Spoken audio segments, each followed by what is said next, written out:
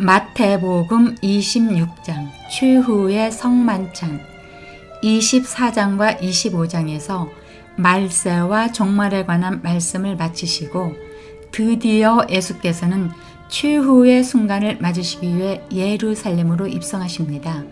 예수께서는 추후의 유월절 만찬 때에 제자들과 마지막 만찬을 나누는 가운데 자기 목숨을 많은 사람의 대속물로 주실 것임을 분명하게 가르쳐 주시면서 자신의 몸과 피를 이제부터 성찬에서 먹고 마시게 될 것이라고 하셨습니다. 그리고 익히 알려진 내용으로 14절과 16절에는 가룟 유다가 예수를 팔려는 음모에 가담한 사건과 67절에서 75절에서는 모든 제자들이 예수님을 버리고 뿔뿔이 흩어졌지만 베드로는 끝까지 위험을 무릅쓰고 예수의 신문 현장인 대제사장의 집안까지 들어갔던 예수님에 대한 베드로의 특별한 애정을 엿볼 수 있는 대목입니다. 하지만 베드로는 결정적인 순간에 예수를 3번이나 부인하는 범죄를 저질렀습니다. 그러나 곧바로 예수의 말씀을 생각하면서 통회하고 자복했습니다. 잘못을 아는 순간 즉각적으로 회개하는 것은 참으로 중요합니다. 이어서 26장 본문 내용으로 이어집니다. 마태복음 26장. 예수께서 이 모든 말씀을 마치셨을 때에 자기 제자들에게 말씀하셨다. 너희가 아는 대로 이틀이 지나면 유월절인데 인자가 넘겨져서 십자가에 달릴 것이다.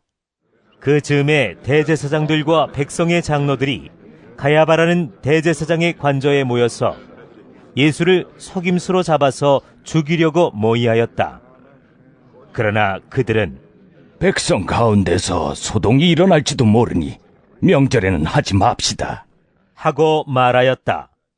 그런데 예수께서 베다니에서 나병 환자 시몬의 집에 계실 때에 한 여자가 매우 값진 향유 한 옥합을 가지고 와서는 음식을 잡수시고 계시는 예수의 머리에 부었다.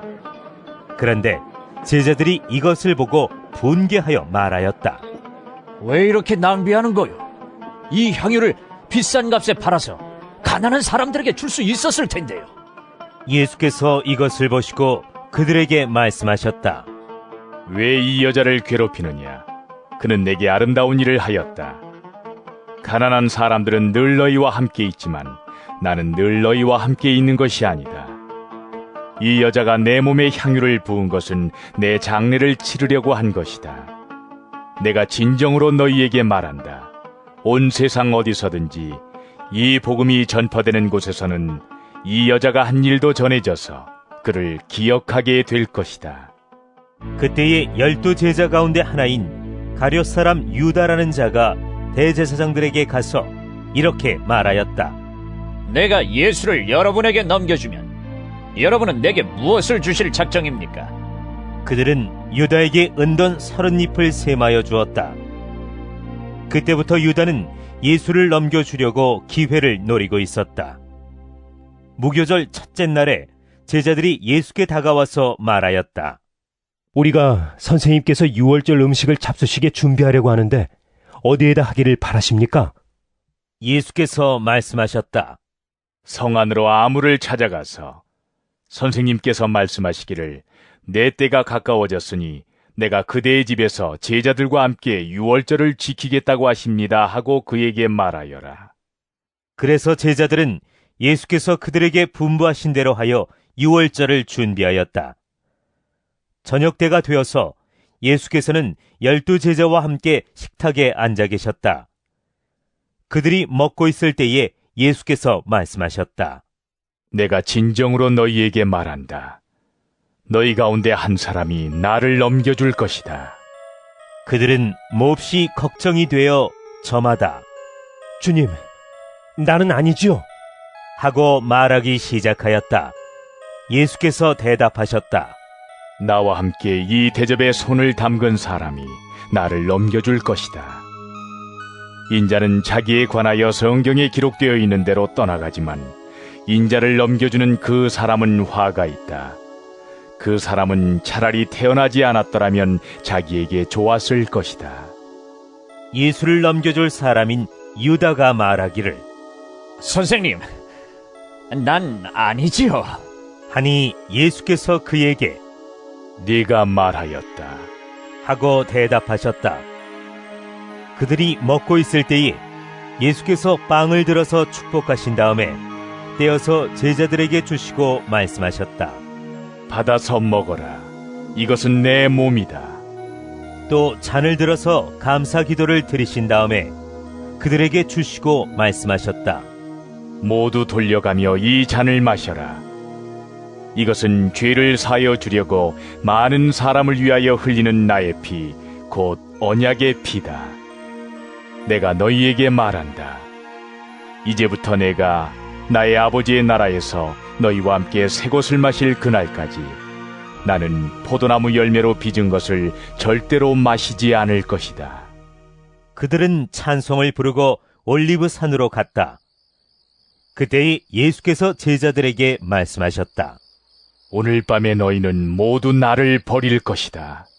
성경에 기록하기를 내가 목자를 칠 것이니 양떼가 흩어질 것이다 하였다. 그러나 내가 살아난 뒤에 너희보다 먼저 갈릴리로 갈 것이다. 베드로가 예수께 말하였다. 비록 모든 사람이 다 주님을 버릴지라도 나는 절대로 버리지 않겠습니다. 예수께서 그에게 말씀하셨다.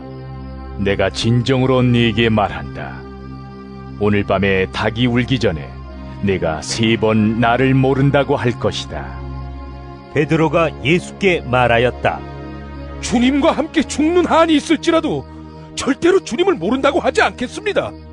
그리고 다른 제자들도 모두 그렇게 말하였다. 그때에 예수께서 제자들과 함께 겟세마네라고 하는 곳에 가서 그들에게 말씀하셨다. 내가 저기 가서 기도하는 동안에 너희는 여기에 앉아 있어라. 그리고 베드로와 세베대의 2 아들을 데리고 가서 근심하며 괴로워하기 시작하셨다. 그때에 예수께서 그들에게 말씀하셨다. 내 마음이 괴로워 죽을 지경이다. 너희는 여기에 머무르며 나와 함께 깨어 있어라. 예수께서는 조금 더 나아가서 얼굴을 땅에 대고 엎드려서 기도하셨다. 나의 아버지, 하실 수만 있으시면 이 잔을 내게서 지나가게 해 주십시오. 그러나 내 뜻대로 하지 마시고 아버지의 뜻대로 해 주십시오. 그리고 제자들에게 와서 보시니 그들은 자고 있었다. 그래서 베드로에게 말씀하셨다. 이렇게 너희는 1시간도 나와 함께 깨어 있을 수 없느냐? 시험에 빠지지 않도록 깨어서 기도하여라. 마음은 원하지만 육신이 약하구나. 예수께서 다시 2번째로 가서 기도하셨다.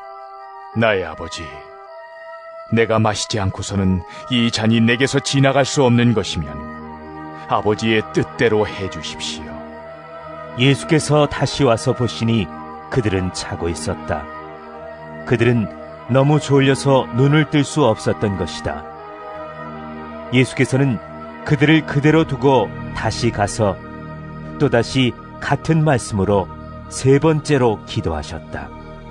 그리고 제자들에게 와서 그들에게 말씀하셨다.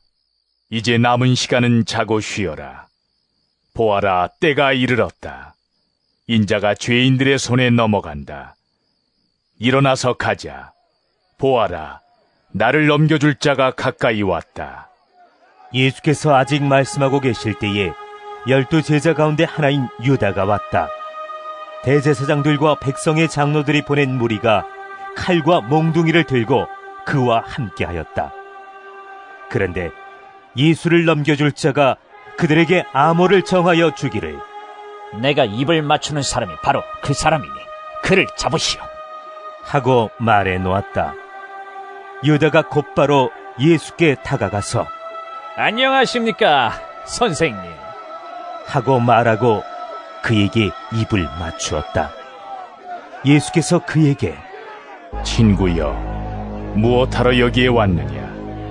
하고 말씀하시니 그들이 다가와서 예수께 손을 대어 붙잡았다.